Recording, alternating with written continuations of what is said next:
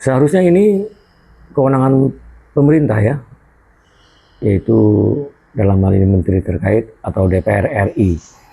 Jadi kebijakan pemerintah terhadap pemberian subsidi yang saya maksud tidak tepat, yaitu pertama untuk pupuk yang untuk petani, 2 gas, 3 bahan bakar solar, yang keempat Pertalite. Keempat jenis subsidi tersebut saya menyatakan tidak tepat dalam konteks pertama menimbulkan tindak pidana berupa potensi kejahatan yang dilakukan oleh masyarakat, dan ini akan terjadi selamanya, atau menghambat pembangunan serta merugikan masyarakat. Juga saya perkirakan ini merupakan pemborosan anggaran. Satu persatu saya bahas dengan singkat. Yang pertama masalah subsidi pupuk.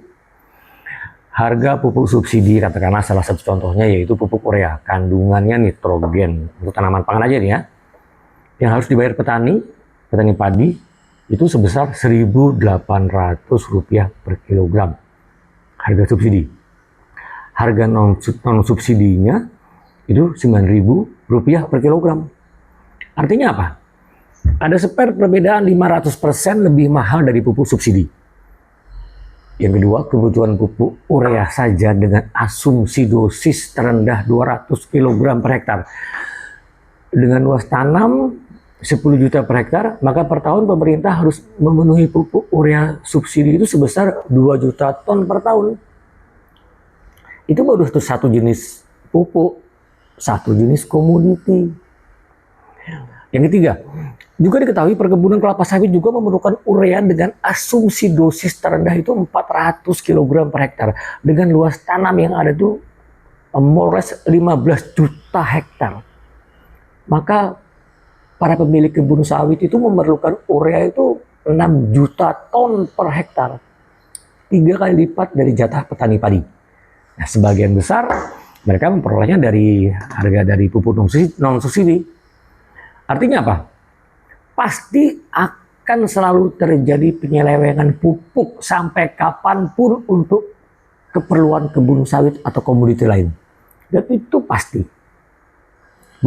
Anggaran negara harus tergerus biaya hanya untuk membayar satu jenis subsidi pupuk itu saja, urea.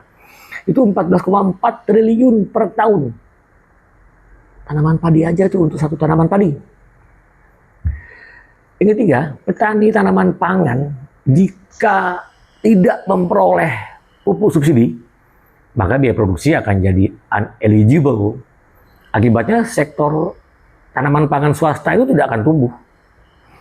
Maka saran saya, 1, perbedaan harga pupuk itu tidak lebih daripada 30%. Itu agak psikologis untuk terjadinya penipuan. Supaya tidak terjadi manipulasi. Oke.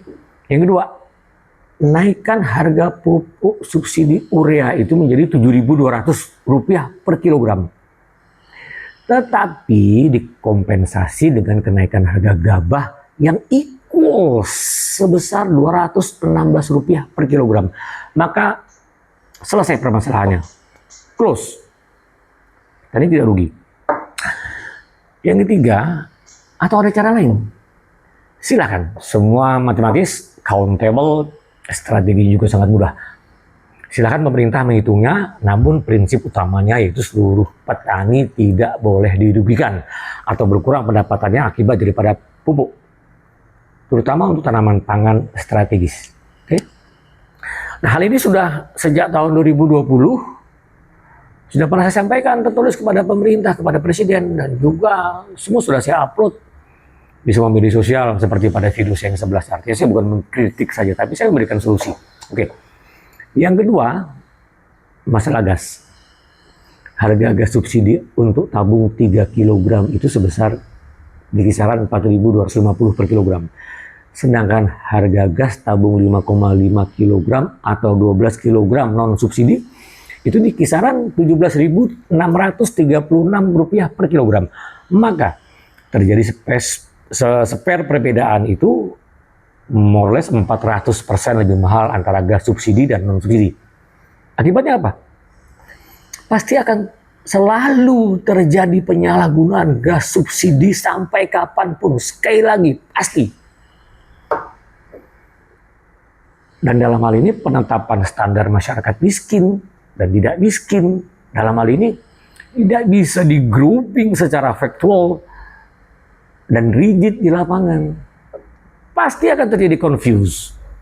Yakinlah, kelompok masyarakat middle up yang memiliki 2 mobil atau pegawai setingkat golongan 4 ke atas, mereka pasti banyak menggunakan tabung gas 3 kg subsidi.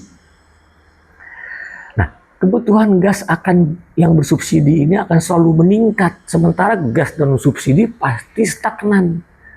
Ini akibat tindakan manipulatif. Pemerintah harusnya tahu itu semua.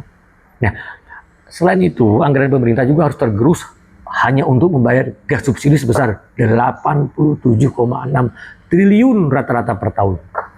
Bayangkan. Maka saran saya, yang pertama, gas subsidi itu dinaikkan menjadi Rp7.000 per kilogram. Harga gas non subsidi 12.600 diturunkan sedikit. Kemudian diberikan kompensasi produktif untuk masyarakat yang nyata-nyata miskin.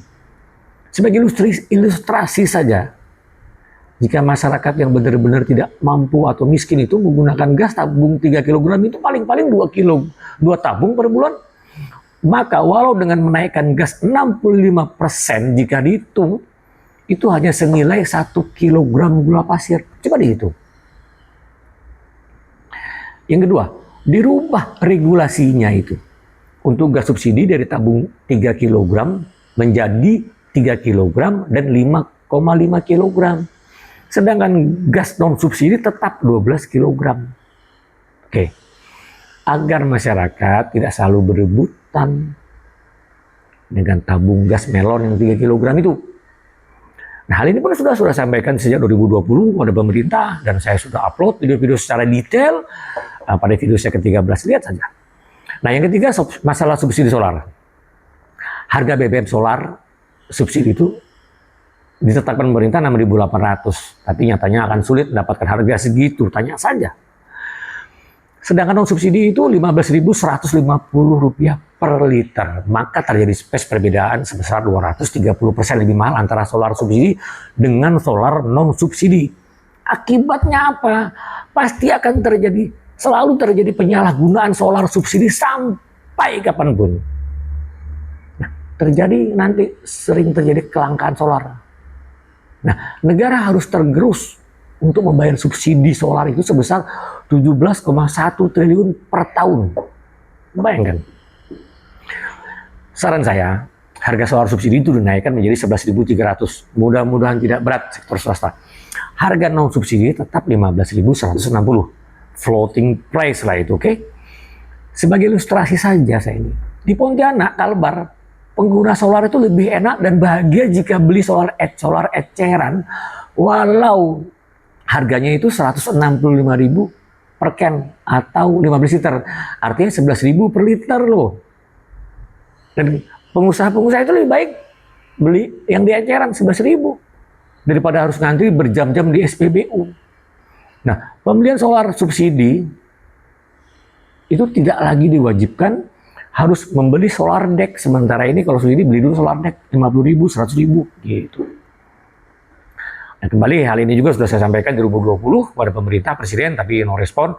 Nah, saya sudah upload juga video secara detail perhitungannya, video ke-11. Yang keempat, masalah subsidi BBM tentang Pertalite. Harga BBM Pertalite disubsidi sebesar 10.000 per liter, itu yang kita nikmati oleh pemerintah. Sedangkan BBM non subsidi itu Pertamax 12.500 per liter. Itu bedanya, Pertalite itu RON 90 yang tidak digunakan di negara lain, sedangkan yang non subsidi itu Pertamax itu RON 92. Itu terjadi perbedaan harga itu 25%, itu psikologi antara subsidi dan non subsidi itu ya relatif aman. Akibatnya pasti tidak akan pernah terjadi penyalahgunaan BBM bersubsidi di level masyarakat. Ini baru kebijakan betul.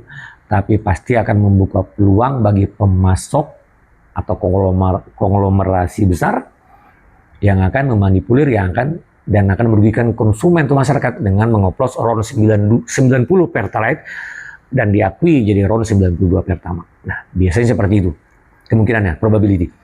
Nah, selanjutnya masyarakat tidak diberikan yang terbaik oleh pemerintah.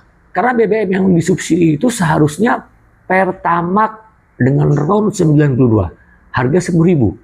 Bukan Pertalite dengan kualitas lebih rendah. RON 92, pemerintah tidak begitu berpihak kepada masyarakat dalam hal ini. Artinya tidak subsidi itu Pertamax RON 92, yang subsidi justru Pertalite RON 90. Nah, maka saran saya, BBM jenis Pertalite itu RON 90, hapuskan saja. Hapuskan saja. Jenis BBM yang disubsidi oleh pemerintah adalah Pertamax RON 90, harga 10.000. Bukan yang disubsidi itu Pertalite RON 90. Nah, yang ketiga, penerima manfaat untuk subsidi itu simpel-simpel saja sebenarnya dan terukur dengan jelas. Nggak perlu lagi harus pakai barcode harus segala macam. Oke? Nah, kembali hal ini juga sudah saya upload di media sosial pada video ke-13, dan sejak dulu saya sudah mengisyaratkan, menyampaikan hal ini, pendapat saya kepada pemerintah sejak tahun 2020. Semoga Indonesia lebih baik. Terima kasih.